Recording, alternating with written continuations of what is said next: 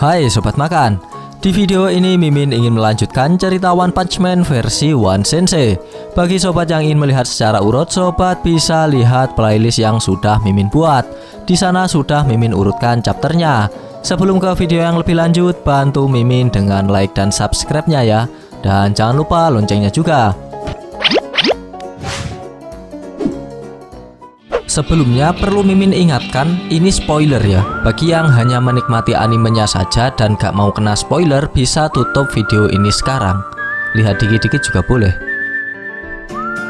Kita lanjutkan alur cerita manga One Punch Man garapan One Sensei pada chapter ke-128. Di chapter sebelumnya kita diperlihatkan aksi dari pahlawan Neo. Pahlawan Neo cukup mendominasi aksi kepahlawanan di tengah masyarakat. Dan nampaknya karena adanya pahlawan Neo, peran dari asosiasi pahlawan semakin bergeser secara perlahan. Ditambah lagi dengan baju tempur yang diberikan oleh Neo. Orang-orang cupu yang ikut andil di pahlawan Neo dapat dengan mudah menjadi pahlawan profesional. Namun, walaupun beberapa dari pahlawan Neo dapat mengatasi keganasan dari monster yang mengamuk, pada kenyataannya beberapa dari mereka dibuat kalah. Bahkan Neo leader seperti Zaida dan Invalsinave dibuat tak berdaya. Lantas bagaimanakah kisah selanjutnya? Mari kita bahas. Di awal scene, kita diperlihatkan monster dengan level bencana iblis yang mengamuk. Dan nampaknya yang menghadapinya adalah Neo leader, yaitu Blue. Yang tak lain dan tak bukan adalah anak dari Blast pahlawan kelas S peringkat 1, yaitu Blast. Setelah rekan-rekannya dibuat kalah oleh si monster, Blue lalu berkata, "Beraninya kau menghajar teman-temanku. Sekarang akulah lawanmu," kata Blue. Blue kemudian diserang terlebih dahulu dengan monster yang memiliki capit besar. Namun Blue dapat menghindarinya dengan mudah. Ia lalu melompat dan menyerang balik si monster.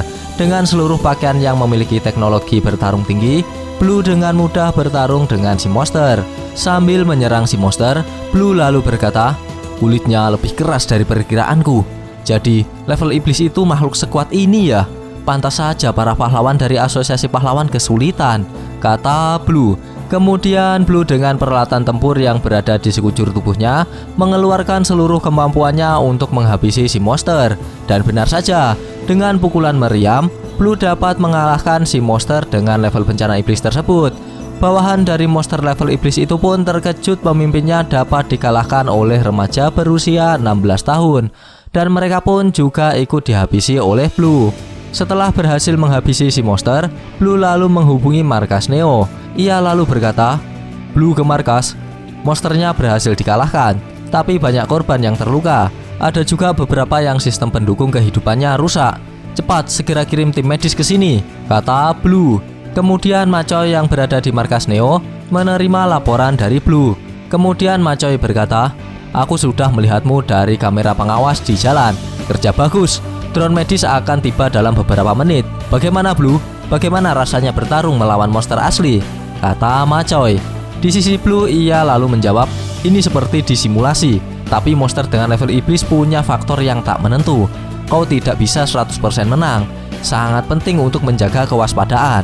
Katakan pada yang lainnya agar tidak lengah hanya karena mereka menggunakan baju tempur," kata Blue. Dan kemudian Blue meminta izin untuk pergi ke lokasi kota L dan akan melawan monster yang mengamuk di sana. Dan scene berpindah di markas asosiasi pahlawan. Nampaknya di asosiasi pahlawan sedang diselenggarakan rapat untuk membahas situasi terkini. Salah satu dari mereka lalu berkata, "Hari ini alarm evakuasinya terus-menerus menyala. Untungnya pelenyapan para monster itu juga berjalan dengan cepat.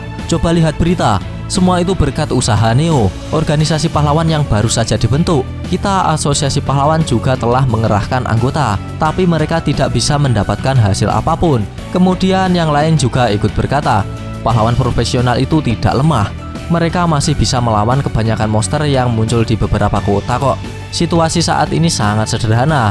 Pahlawan Neo terlalu kuat. Jika dibandingkan dengan kemampuan asosiasi pahlawan yang bergantung pada kemampuan individu, dukungan di dalam Neo jauh lebih kuat jika dilihat dari sudut pandang organisasi. Mereka juga punya pemimpin karismatik yang memimpin organisasi. Raiden Esel Wabigaja adalah personil yang tepat untuk dijadikan sosok pemimpin. Kita punya kesatria kuat, bukan pemimpin kuat.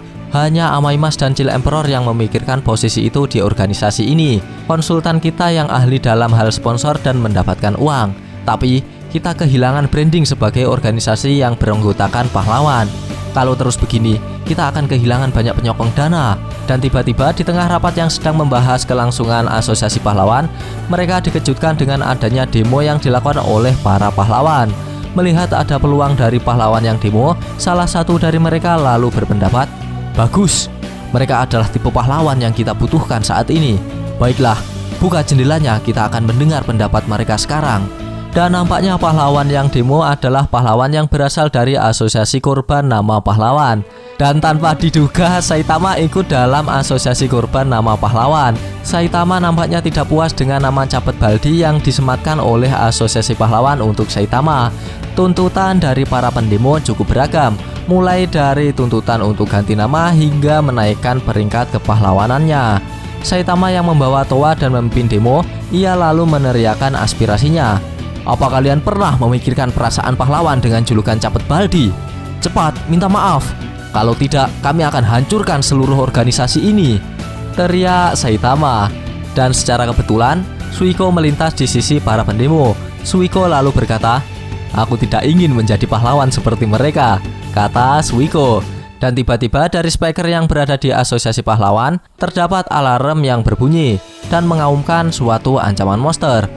Pengumuman untuk markas asosiasi pahlawan dan penduduk mansion pahlawan. Ada beberapa laporan dari berbagai subdivisi bahwa 5 monster level naga muncul di beberapa daerah.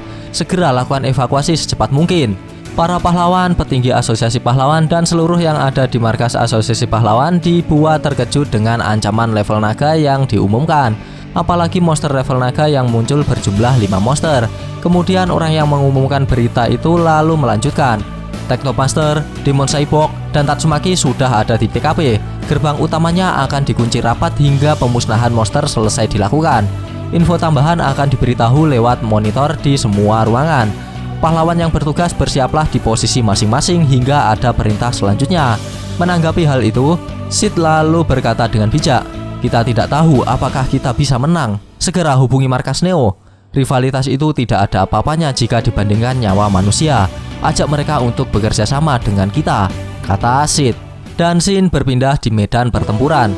Salah satu monster ancaman naga yang mengamuk berada di kota N, dan yang bertugas mengalahkan monster tersebut adalah Tank Top Master. Menghadapi monster tersebut, Tank Top Master berkata, "Serangan khusus Tank Top ketat. Sensasi ketatnya membuat otot tubuhku menjadi lebih fleksibel dan meningkatkan kekuatanku berkali-kali lipat. Tapi serangan khusus ini tidak dapat bertahan lama. Aku harus menang dalam waktu 3 menit, kata Tank Top Master. Dan scene berpindah di kota P, tempat monster dengan level bencana naga lain bernama Aregation yang sedang mengamuk. Dan pahlawan kelas S yang bertugas untuk mengalahkan monster tersebut adalah Tatsumaki.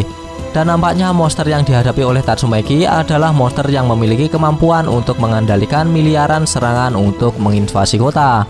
Dan di sisi Genos, ia bertugas mengalahkan monster dengan level bencana naga bernama The Extended Family of Darkness di kota T. Genos selalu bersiap-siap untuk melawan monster tersebut dengan memanaskan inti tenaganya. Sedangkan 2 monster level bencana lain dihadapi oleh pahlawan dari Neo. Monster yang mengamuk di kota L dihadapi oleh Blue. Melihat monster yang dihadapinya kali ini memiliki level bencana naga, Blue lalu berkata, "Jadi, ini kekuatan monster level naga. Jika aku hilang fokus walau cuma sedetik saja, aku pasti sudah ada di alam lain sekarang," kata Blue. Sedangkan monster level naga yang mengamuk di kota Y dihadapi oleh Suiko. Dan nampaknya monster yang akan dihadapi oleh Suiko adalah monster robot. Karena Suiko termasuk pahlawan baru, monster itu belum dapat mendeteksi pahlawan yang akan dia hadapi. Suiko kemudian melakukan pemanasan ringan untuk menghadapi monster yang ada di hadapannya. Suiko pun lalu melompat ke arah monster tersebut, dan tiba-tiba melalui aksi Suiko itu pun menjadi akhir dari scene kali ini. Kampret, padahal udah seru loh.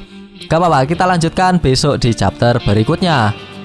Bagi sobat yang suka pembahasan ini, bisa tekan like-nya, dan jika tidak, bisa tekan dislike-nya 2 kali biar aneh gak rugi. Jangan lupa komennya agar Mimin bersemangat dalam membuat konten. Dan yang paling penting, jangan lupa tekan tombol subscribe supaya sobat-sobat tahu updatean-updatean terbaru dari channel ini. Terima kasih telah menonton, sampai jumpa di video-video selanjutnya. Goodbye, dadah.